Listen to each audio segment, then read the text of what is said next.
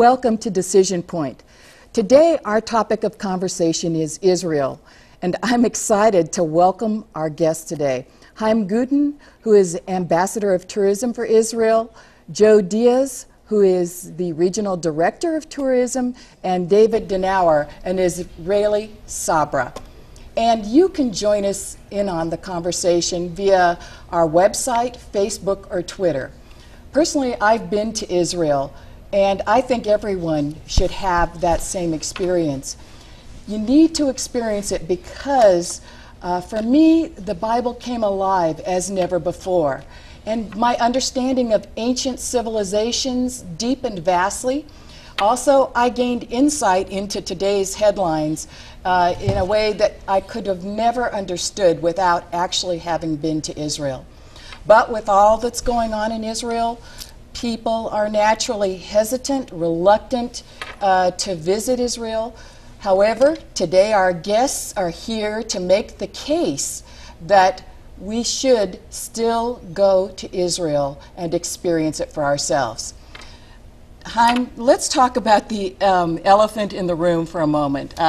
Is Israel still a safe place to go, and should people continue to go there, even now with some of the headlines that we're seeing?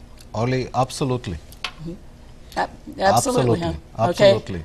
Well, the only place that you're close to God is when you are in Israel.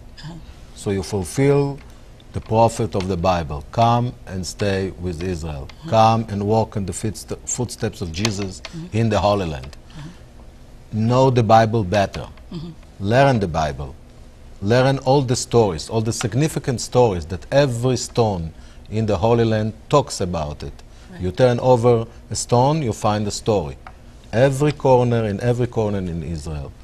And if I put it in statistics, we have 3.5 million tourists coming from all over the world to Israel. About 700,000 from United States. Is it safe? Yes, it's safe. People are going. People are saying, we will go and we'll walk in the streets of Jerusalem. Follow the footsteps of Jesus. And the numbers are talking for themselves.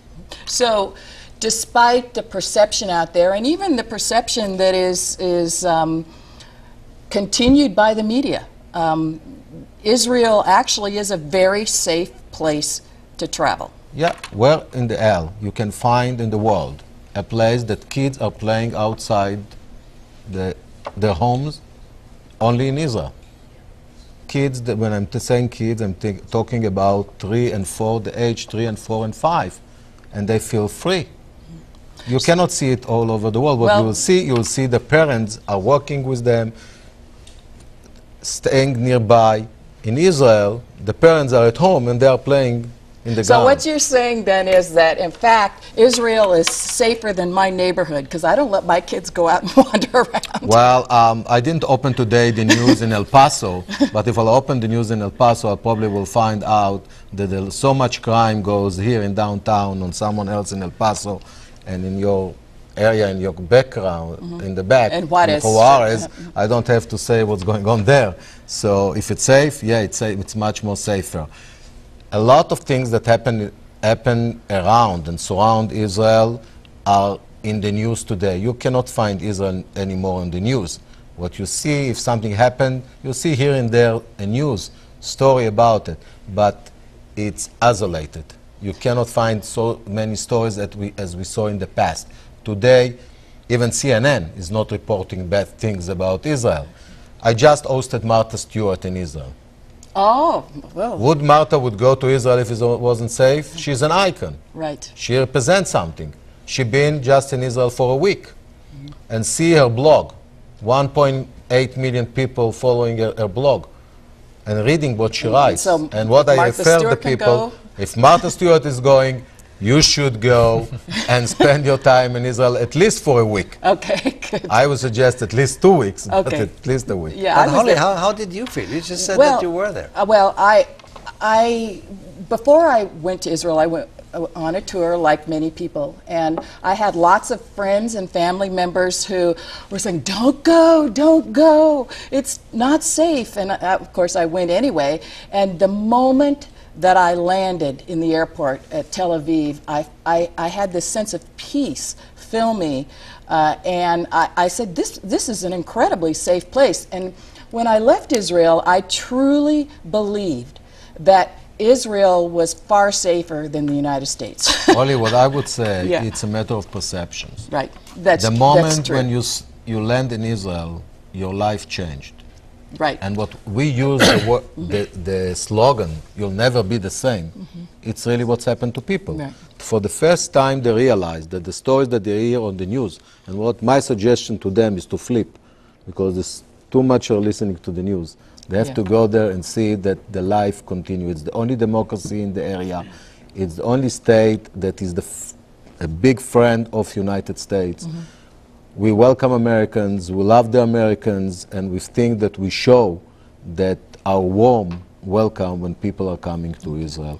And the slogan, "You'll never be the same," is actually applicable to all the tourists that are visiting Israel. Well, from one perspective, certainly for me, after I was in Israel, the Bible came alive to me because I could actually visualize almost every single place that was talked about in both the Old and the New Testament. The people, I understood Jesus' parables far better because you saw the things that he was talking about, the places he was talking about, all of that kind of thing. So yeah, I agree completely. There is no way that you can come away from Israel not having your faith radically changed and so many other things. Now let's talk a little bit about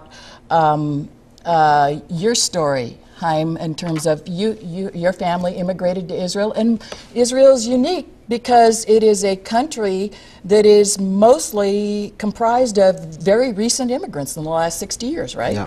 Well, Israel was established in 1948 after the Second World War II as a resolution and support of United States.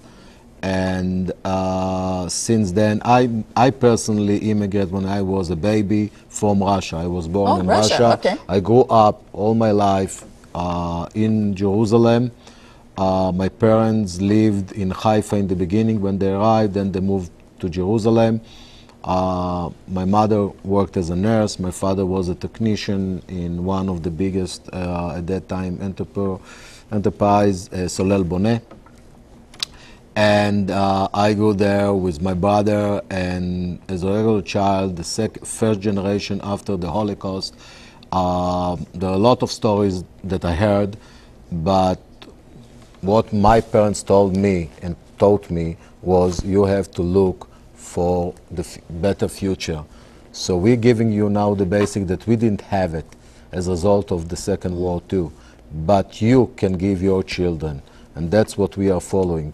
To look for a better future, to build a better Israel for the new generation and for the children of Israel. And we are looking and seeking for peace with the Arab world that are surrounding us, because for us it's very important. So your parents immigrated from Russia, like so many people did, because there wasn't the opportunity for them there. There was discrimination, prejudice, and Israel basically represented the only way that they could have the kind of future for their children that they wanted That's to the have. only state of the Jewish state. That's the only state that we have. And my parents thought at that time, as a Zionist, we have to immigrate to Israel. There are more than 17 languages spoken in Israel. You have the now Russian is very popular because in the last decade you had about 1 million people immigrate from Russia to Israel. But you have people came from United States, from other Arab countries in the area, Egyptian and Libya and Syria, and any other country in the area, from Europe, from France, from England, from Sweden, from Brazil, and from Peru, and from all those countries. So what you find in Israel is a multi-part. Right. A lot from Argentina. And a lot From of Argentina. Argentina. So Spanish It's is very very multicultural. popular. Totally. Spanish, Yeah. You run into Spanish Right, in and Israel Spanish is very very- often also. right. So any language that you want to speak in Israel is spoken in Israel. So there's something that I don't think a lot of us understand, and that is that Israel serves a very unique function in the world, the country of Israel. Certainly we understand why people needed to have a safe haven after World War II. and the whole Nazi era.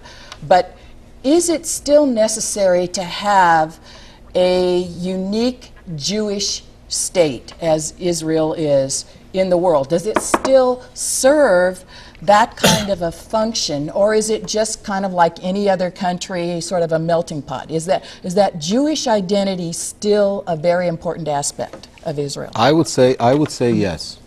Israel built on the Jewish identity, and it will always be the Jewish identity. But let's not forget, we have more than 1.5 million Arabs living in Israel, and we live together, and we join good friendship and neighborhood with them, and we visit each other in their places, in their cities, and more than that, there are in Israel a city like Akko that you can find. Akko, you've been there, and Akko, you know, there are 50% is Arab, 50% are Jewish, and in the one building you can find Arab families and Jewish families. Right. So it doesn't matter where you are from. We are living in one country, and we are citizens of one country.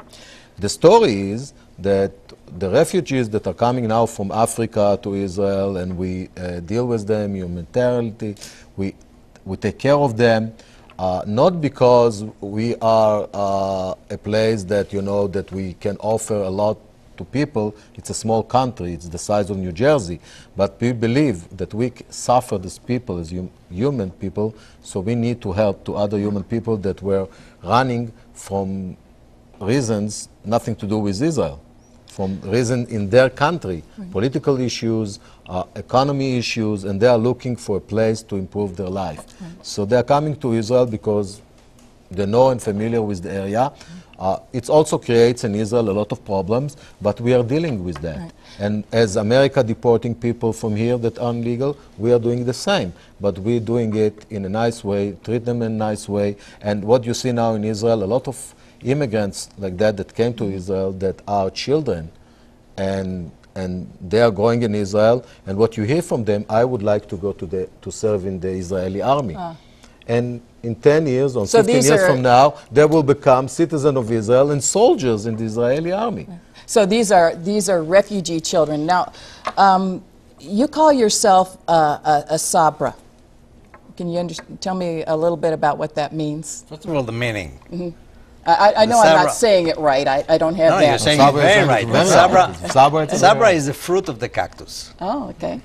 And it's the symbolic about it is that, you know, that fruit is very picky on the outside.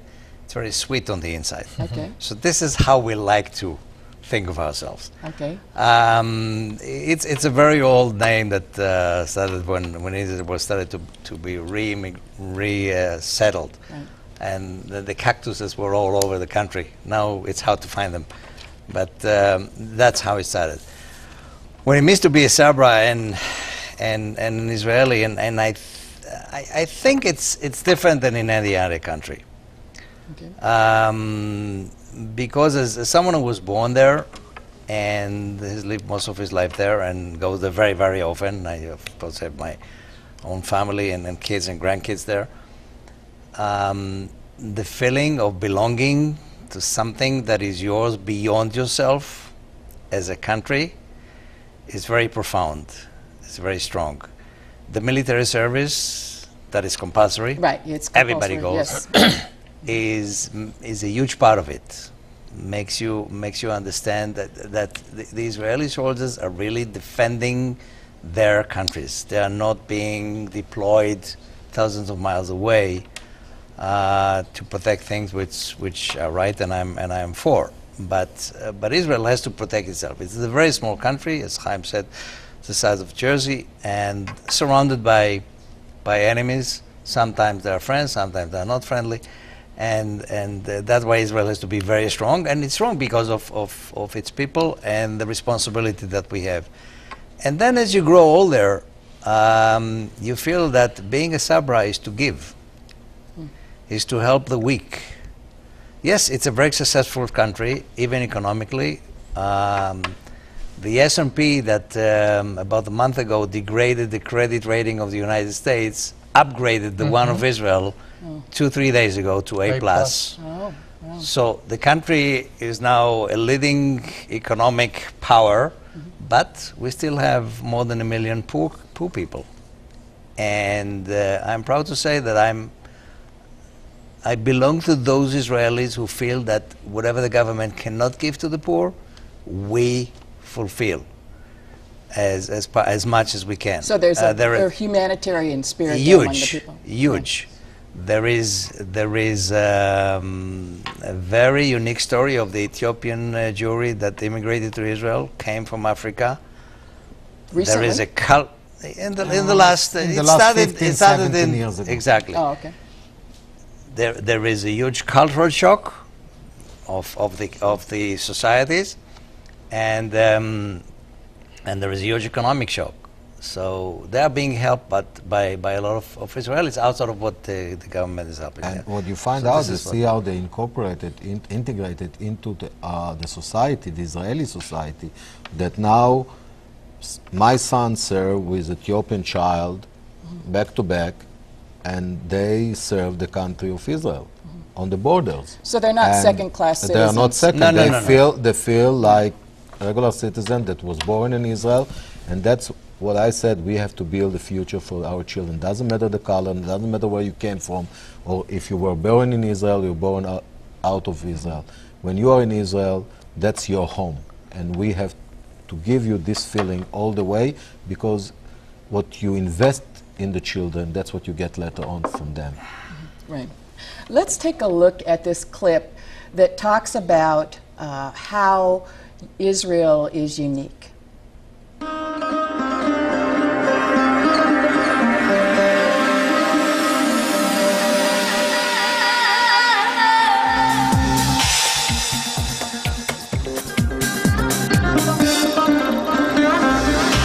This is today's Israel.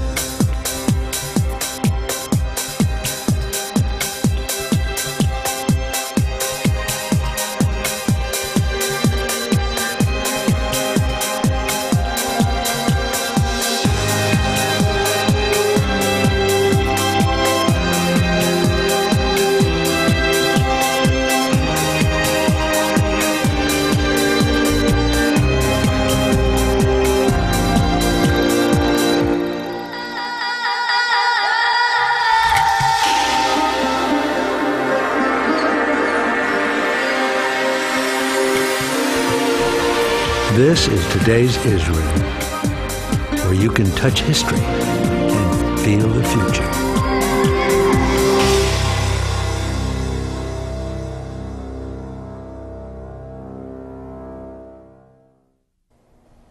let's talk about the achievements of Israel in 60 short years. Israel has the highest average living standard in the Middle East and the third highest rate of entrepreneurship, which is basically freedom in the world. It's extraordinary. And the Jewish people themselves are extraordinary. 23% of Nobel laureates are awarded to Jews. 37% of the U.S. National Medal of Science are Jews. 25% of the recipients of the Kyoto Prize, which is an international award for achievement in science and the arts, are also Jews. So they're really disproportionately represented in the area of achievement based on the fact that they make these extraordinary contributions. So, Joe, can you help us to understand why this little strip of land, the size of New Jersey, is making such extraordinary achievements in the world and in history? Well, you mentioned history. That's the key word.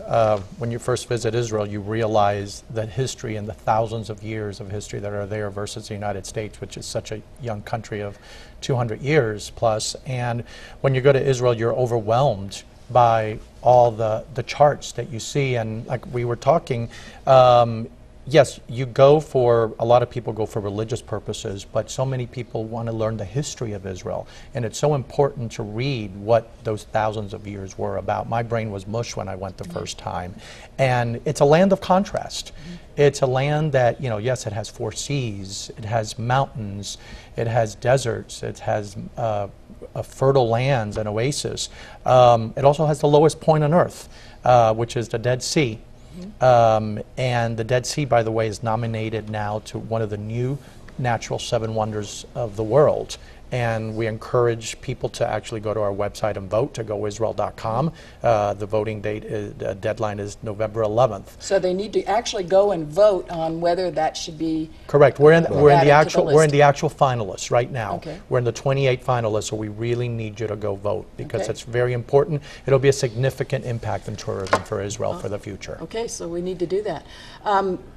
We look at the whole issue of, David, safe haven for Israel. Is it necessary for it to remain a safe haven for the Jews, or has it outlived that purpose? Certainly, yes. As long as there is anti-Semitism in the world, and unfortunately there is, Jews need to have a shelter and a home that they can go to. Historically, biblically, ever since God chose us as selected us as the chosen people, we've been persecuted by lots of enemies. And after the big modern, so to speak, persecution of the big genocide of the Holocaust, we simply need to go and read the Bible. And in Ezekiel chapter 37, verse 25, it says, this is after Ezekiel gave the prophecy of the dry bones that get flesh and spirit by God. And then God says, then they shall dwell in the land that I have given to Jacob, my servant, where your father dwelt, and they shall dwell there, they, their children, and their children's children forever. So this is our homeland ever since God gave it to Abram. We've been there, we had to leave, we're coming back, and thanks God, for the first time ever, Israel as a country has the highest number of Jews. Out of 12.5 million that live all over the world, 6 million now live in Israel. Okay. Chaim, why is it important for the whole peace process that we're also so concerned about between Palestine and Israel? Why is tourism important? I love to say that tourism is a bridge to peace. In other words, tourism, it's a way to talk to each other, to look in the eyes of my friend, my neighbor, and tell him, you know, let's enjoy the fruits of tourism. It's the prosperity of the economy, because as much as tourists are coming to visit Israel, and we have 3.5 million, they would like to see also the other side. There are interesting sites to see also in the Palestinian territories. So can I go to, as a tourist, I can go to the Palestinian territories? Absolutely. I know I did. Absolutely. You can go to Bethlehem, you can visit Bethlehem, you can go even to Ramallah. Jericho. Ramallah today and to Jericho, Jericho. right. And today, for example, Ramallah become like Tel Aviv, 24/7. I never been there lately, but You don't party in I don't, Ramallah. I don't party in Ramallah, but from people that been there, they say it's like Tel Aviv. So what I would like to see is to see more Israelis going over there, like people from Ramallah that coming and visit Israel. So that brings a lot of prosperity to the economy of the Palestinians. And prosperity helps the peace process. And one of the biggest absolutely. problems for the Palestinians who are not Israeli in Israel or dwelling in Israel, where those people, the Palestinians in Israel, are actually very prosperous, right? Absolutely. I mean, the Arabs, Palestinians, Jews, all live together in prosperity, but it's the Palestinian territories That where will they do not have the prosperity, right? Right. And if they will have it, they will change their life and the style of life. And I think that's what we are looking for, to Right. give a better life to their children and the new generation. So Israel actually has a vested interest in the peace and prosperity of the Palestinian people who are their neighbors, or all the Arab people, because when you have peace, when you have a good economy and prosperity, you get peace. When we are promoting Israel, we promote the Holy Land. We don't distinguish between the Palestinian territories and Israel. We talk about Israel and the land Jordan and Jordan Egypt and too, so right? on, Exactly. to come Sure. and Yeah. visit the region. So that's what we want to see, that people will come to the region, people will come to us, come to the Palestine, enjoy, cross the towns in 5 minutes, go have a good dinner in Bethlehem, come back, take a night in Jerusalem or vice versa, and that's invest money in the economy. And that's what's important. Tourism is important to the peace of the Palestinians and Israel, so we can actually help the peace process by visiting there. What do you think? Do you think that you might be motivated to go visit Israel after hearing these gentlemen talk about the importance of it and their experiences there? When might you want to visit Israel? Tell us on our website, Facebook or Twitter, and we want to thank you very much for watching.